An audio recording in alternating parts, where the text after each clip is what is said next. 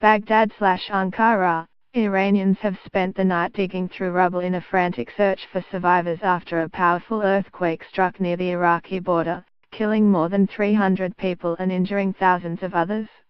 At least 407 people were killed and nearly 6,000 people in Iran were injured, according to officials and news agencies, and hundreds of people waited in line to donate blood in Tehran in response to a call from the government. The epicenter of the quake was near Esgalet, Iran, about 217 kilometers northeast of Baghdad, and had a preliminary magnitude of 7.3, according to the U.S. Geological Survey. Local officials said the death toll would rise as search and rescue teams reached remote areas of Iran. There are still people under the rubble. We hope the number of dead and injured won't rise too much, but it will rise, Mojtaba Iqadar said. The earthquake was felt in several western provinces of Iran, but the hardest hit province was Kermanshah, which announced 3 days of mourning. More than 236 of the victims were in Sarpalizub County in Kermanshah province, about 15 kilometers from the Iraq border. Electricity was cut off in several Iranian and Iraqi cities, and fears of aftershocks sent thousands of people in both countries out onto the streets and parks in cold weather. Iranian state television said the quake had caused heavy damage in some villages where houses were made of earth and bricks. Rescuers were laboring to find survivors trapped under collapsed buildings. The quake also triggered landslides that hindered rescue efforts, officials told state television.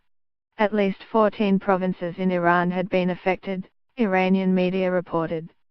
The night has made it difficult for helicopters to fly to the affected areas and some roads are also cut off. We are worried about remote villages, Iranian Interior Minister Abdolreza Rame Fazla said in an interview on state television. Farhad Taji, a member of parliament for Sarpalizub, told the semi-official news agency ILA that his family had been hit hard by the quake. I have lost 15 people, he said. The Iranian government newspaper posted a video on its website in which a resident of Sarpalizub complained that no help had come. Iran's supreme leader Ayatollah Ali Khamenei offered his condolences on Monday, urging all government agencies to do all they could to help those affected.